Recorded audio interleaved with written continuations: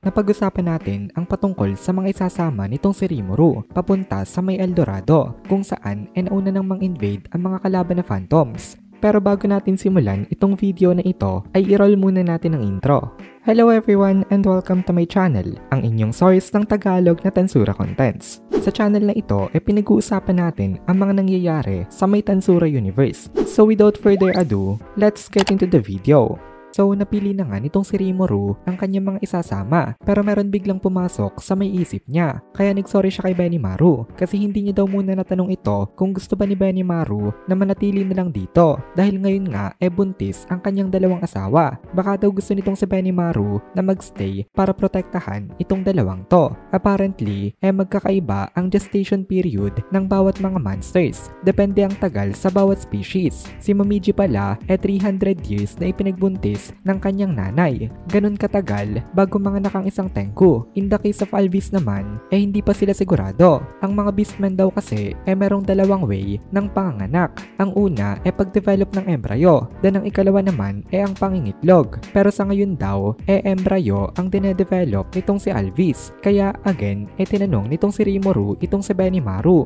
kung gusto daw ba nito na manatili na lang sa may Tempest. Pero tumawa lang itong si Benimaru sa kanya. At sabi nito, wag daw magkalala itong si Lord Rimuru. Sasama pa rin daw siya papunta sa may Eldorado dahil ang pagtulong daw niya sa pagtalo sa kalaban para rin naman sa kanyang mga sariling pamilya. Kasi kung iisipin natin, buong mundo ang initethreten nitong sila Feldway. Kaya walang safe na lugar sa may mundo as long as nananatili pa itong threat ng mga Phantoms na ito. Walang safe na lugar. Pero para kay Benimaru, Tempest pa rin ang pinakamatibay ang defenses. Kaya kampante naman siya kahit naiwan niya dito ang kanyang dalawang mga asawa. Tsaka kinausap na daw nitong si Benimaru itong si Hakuro na bantayan itong dalawang to. At kapag sa kasamang palad daw may masamang nangyari sa kanya ay si Hakuro nang tumayo bilang tatay ng mga anak niya. Kaya wala daw siyang masyadong inaalala. And besides hindi niya naman daw nakikita na matatalo sila nitong sila Lord Rimuru. Tumango naman itong si Soei dito. At nung tumingin itong si Rimuru sa paligid niya ganito din ang reaksyon ng kanyang mga kasama. Nagreply rin itong si Hakuro na tama daw ang sinabi nitong si Lord Benimaru. Ngayon hindi na yung master ang tawag niya dito. Dahil ina-acknowledge na nitong si Hakuro na itong si Benimaru isa na talagang grown up.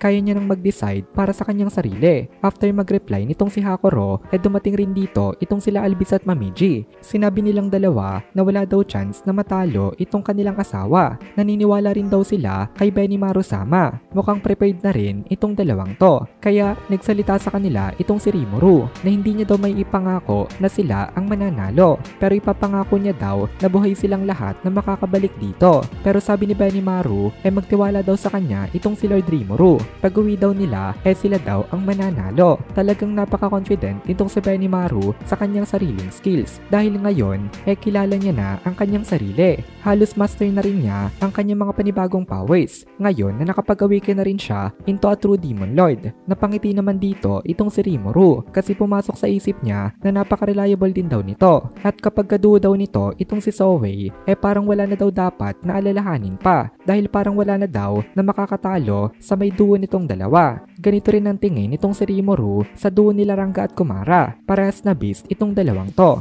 Confident rin itong si Rimuru na hindi sila matatalo. Then nagsalita itong si Ranga. Nagagawin niya daw ang lahat sa mga magiging laban nila. Then nagreply naman itong si Kumara na kapag kasama niya daw itong si Lord Rimuru wala daw siyang pangamba na baka sila matalo. Dahil sa statements ng mga ito nabuhayan itong si Rimuru at na-realize niya na tama naman itong kanyang mga kasama. Walang dahilan para maging negative siya. Ang kailangan niya lang daw na gawin sa ngayon ang ibigay ang lahat sa mga mangyayaring laban. Kaya inideclare niya sa mga naandito na ang goal daw nila ngayon ang i-defend itong sila Leon. Gawin daw nilang lahat ang mga best nila para durugin ang ambisyon nitong si Michael.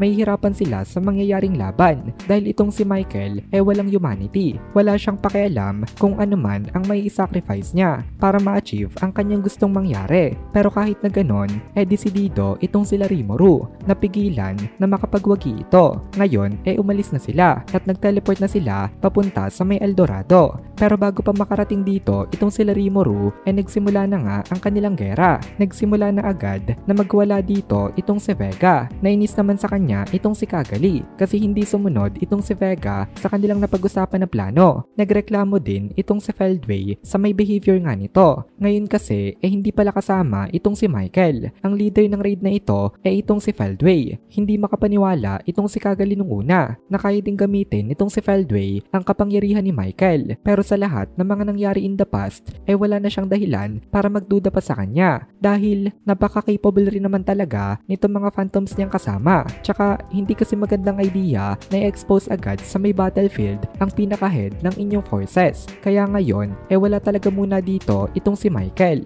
By the way itong mga sumusunod ang ipinadala sa may Eldorado. Ang mga ito sila Feldway, Velsard, Zalario, Pico, Gracia, Cagali, Yuki, Tyr, Footman, Vega, Oilia, Arios at may Furuki. 13 ang bilang nitong mga naandito. Sabay-sabay itong mga ito na magra-rampage sa may Eldorado. Kaya mukhang mahihirapan talaga itong sila Rimuru. At dito na muna natin tatapusin itong video na ito. Kung nagugustuhan mo itong mga videos natin, ay please consider joining the membership para mapanood mo na agad ang mga kasunod na part dahil palaging advance ang ating mga members. Also, ay please consider leaving a like at mag-comment ka na din para ma-boost naman tayo ng algorithm.